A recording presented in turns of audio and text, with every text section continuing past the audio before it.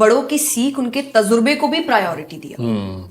तो मुझे ये चीज भी बड़ी अच्छी लगती है कि वहां पे एग्जाम्पल कई बार यूं था कि अरे भगा के ले गए थे, अरे भगा के ले गए, दोनों अपने अपने बड़े को खुश करके रखे थे। भगवान के पास भी जब लेटर आया रुक्मणी जी का, जहां वो कह रही है कि मैं आपसे शादी करना चाहती हूँ और यहाँ ये मुझे कह रहे हैं किसी और से करने, तो आप मुझे आइए लेने, भगवान ने अपने बड़े भाई बलराम जी को लेटर दिखाया है। अच्छा, कि मुझे ऐसा ऐसा लग रहा है, आप भी मुझे सजेस्ट करो, मैं सही हूं ना। उन्होंने भी बोला हाँ यू आर राइट। तो दोनों ने अपने घर के एक एक बड़े को राजी किया है क्या बात कि सिर्फ हम अकेले अपनी मनमानी नहीं करेंगे, कोई तो बड़ा साथ होना चाहिए हमारे, जो हमको बोले कि तुम सही हो। और फिर वो गए, उन्होंने उनको भगा के लाए, शादी किया। और जो हम श्रीमद् भागवत कथा में बहुत धूमधाम से एक दिन है उनके लिए जिसमें कृष्ण रुक्मणी विवाह का उत्सव मनाया जाता है। सो आई थिंक जब प्यार इस तरीके से हो तो बहुत बेहतरीन तरीके से आप सेलिब्रेट कर सकते हो उसको with family. Wow, this is a new अभी अभी आपने बीच में एक वर्ड यूज किया जो कि आजकल बहुत चलन में है, रेड फ्लैग। ये भी हमको एक सवाल आया कि क्या है वो रेड फ्लैग्स जो कि एक रिश्ते में जब मुझे दिखने शुरू हो जाए तो एक प्यार की घंटी बजती है, ये खतरे की घंटी है, खतरे की घंटी बजती है, क्या है? ये कुछ बेसिक हो सकते हैं, कुछ आपके खुद के अपने अपने हैं। ठीक है। इट्स ऑल अबाउट कि आप किन चीजों को लेकर कॉम्प्रोमाइज नहीं करेंगे, उन चीजों पे डे 1 पे ध्यान दीजिए। ये हमारे पास लिस्ट तैयार होती है, अच्छा, बट प्यार होते ही लिस्ट कचरे के डिब्बे में चली जाती है कि अच्छा नो नो इट्स ओके, चलता है। नहीं चलता है, रुको, कुछ साल में ना यही चीजें तुम्हें नफरत कराएगी इस इंसान से, क्योंकि ये डे 1 से आपके अंदर था कि मुझे ये चीजें नहीं पसंद। पर शुरुआत के 2-3 साल ना बहुत हाइप्ड होते हैं प्यार के, रिलेशनशिप के। आपको तब, और आपको रेड फ्लैग तो डे 1 से दिखता है, चाहे वो सेल्फ रिस्पेक्ट, मुझे सेल्फ रिस्पेक्ट, चाहे आप उससे हम डिसरिस्पेक्ट भी कि कोई इंसान आपकी बेइज्जती कर रहा है, मजाक में ही कर रहा है। अब स्टार्ट में वो मजाक हो जाता है तो आप उसको इग्नोर करने की कोशिश करते हो। Don't do that. मैं नहीं कह रही आप उसी दिन रिश्ता तोड़ दीजिए, पर उसी दिन एक स्टैंड लीजिए कि मुझे ये नहीं पसंद, ये मत करो, ये मुझे डिसरिस्पेक्ट लगता है, ये मुझे लगता है मेरे आत्मसम्मान पिघवार हो रहा है, तो मुझे ये चीज नहीं पसंद, ये नहीं करते हैं। क्योंकि ऐसे भी मजाक ही है ना, कोई सीरियसली तो आप मुझे कुछ बोलने की कोशिश नहीं कर रहे, अगर आप मजाक ही कर रहे हो, मुझे ये मजाक नहीं पसंद आ रहा, पर हम डे 1 पे उसको ले लेते हैं, चलो कोई नहीं कोई नहीं। वो धीरे धीरे आपको कहते हैं ना वॉल्केनो बन रहा है, और एक दिन इतना गंदा फटता है, और फिर वो उस वक्त इतना नेसेसरी लगता नहीं है। फिर उस वक्त लगता है इतनी सी बात पे इतना रिएक्शन, पर वो इतनी सी बात है ही नहीं, वो बहुत सालों के मजाक जुड़ते जुड़ते जुड़ते अब इस छोटे से मजाक पे वो फट गया। तो तब सामने वाले को लगता है कि ये तो कोई बात ही नहीं थी इतना रिएक्ट करने की। तो आपको फिर कहीं ना कहीं फिर आप भी फॉल्ट पे हो जाते हो।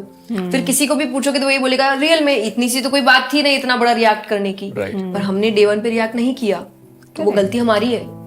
तो आपको डे 1 पे रिएक्ट करना पड़ेगा। तो आपके कुछ बेसिक प्रिंसिपल्स होने चाहिए कि ये चीजें तो मेरे इंसान में होना नहीं चाहिए। ये मेरे लिए स्ट्रिक्ट है कि ये होना चाहिए और ये नहीं होना चाहिए। Go with that list. तो आपने कहा था कुछ चीजें तो हैं जो जेनेरिक हैं, सब तरफ हम लागू कर सकते हैं, जैसे एक डिसरिस्पेक्ट, हाँ डिसरिस्पेक्ट हो गया, चीटिंग हो गया। हाँ, ओके, चीटिंग, डिफाइन चीटिंग।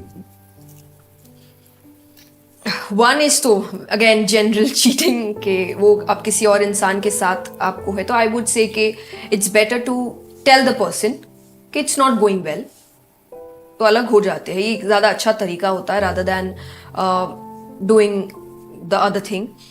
दूसरा आई थिंक चीटिंग है कि जब आप जो फील नहीं कर रहे वो आप सामने वाले के सामने पोर्ट्रे करें, सो दैट आपकी रिलेशनशिप में पीस मेंटेन रहे। वो एक पर्दा लगा के आप जबरदस्ती रख रहे हैं जो ज्यादा दिन तक चलेगा नहीं, वो उतरेगा, क्योंकि वो फीलिंग सच्ची नहीं है। वो कोई भी वे में हो सकता है, चाहे वो रिस्पेक्ट के वे में है, चाहे वो कोई इमोशन को लेकर है, चाहे वो उनकी किसी हैबिट को लेकर है। जस्ट बिकॉज आप चाह रहे हो कलेश ना हो तो मैं टाल दूं, ज्यादा दिन तक नहीं टाल पाओगे। वो दिखेगा एक ना एक दिन, और फिर वो ज्यादा हावी होने वाला है, क्योंकि फिर सामने वाले की लड़ाई तो मतलब इतने दिन से नाटक चल रहा था। सो वो जबरदस्ती का फेक बनना बंद कर दीजिए, ये भी चीटिंग ही है कि आप सामने वाले को जो रियल इमोशन है वो दिखा नहीं रहे हो और सिर्फ एक फेक ट्रैप बना के रखे हो, सो दैट वो रिलेशनशिप चलता रहे और सामने वाला कहीं जाए ना। सो मेरे नजर में ये भी चीटिंग ही है। व्हाट इफ आप जिस रिश्ते में हैं उस रिश्ते में आपके कुछ फैक्टर्स मिसिंग है जो आप व्यक्त कर चुके हैं, लेकिन वो फैक्टर्स फिर भी मिसिंग है। वो फैक्टर्स जो मिसिंग है वो अब आपको कहीं बाहर से मिलना शुरू हो जाते हैं, और जब आपके वो फैक्टर्स फुलफिल होते हैं then you feel happy about it और whatever. Now that is cheating, But who's wrong? And how to rectify that? तो अगर वो कंप्लीट, जैसा मैंने कहा, कंप्लीट नहीं हो रहे, then leave that space. Yeah, but sometimes it's not that easy to just leave that space. I'm sure because there are a lot of people watching. हो सकता है किसी की शादी में 10 साल हो, 15 साल हो, बच्चे हों. But then there are factors missing in that relationship. How do we make that work? Because रिश्ते जो होते हैं, कोई भी रिश्ता हो, चाहे माँ बाप के साथ हो, भाई बहन, दोस्तों के साथ, मियाँ बीवी का हो, they are always work in progress. काम चलता है. मुंबई की रोड्स, वो हमेशा हम वर्क इन प्रोग्रेस में रहते हैं. तो ये कैसे मेंटेन किया जाए? You see, I understand everything. We can have numerous reasons. पर फिर भी जो एंड बात है वो उसको जस्टिफाई नहीं कर सकते.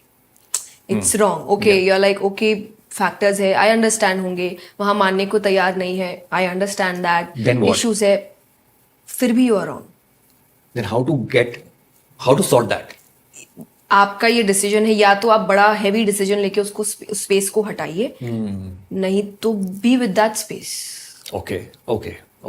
और आज के टाइम पे जो मुझे चीज सही लगती नहीं है, but you have numerous options where both are okay with doing whatever they want to do. Open marriages जिसके बारे में जो मुझे बिल्कुल समझ नहीं आता. पर फिर भी लाइक अगर आपको ऐसा लग रहा है कि दोनों में इतने इश्यूज है, फिर भी आप अलग नहीं हो सकते because you have your own reasons.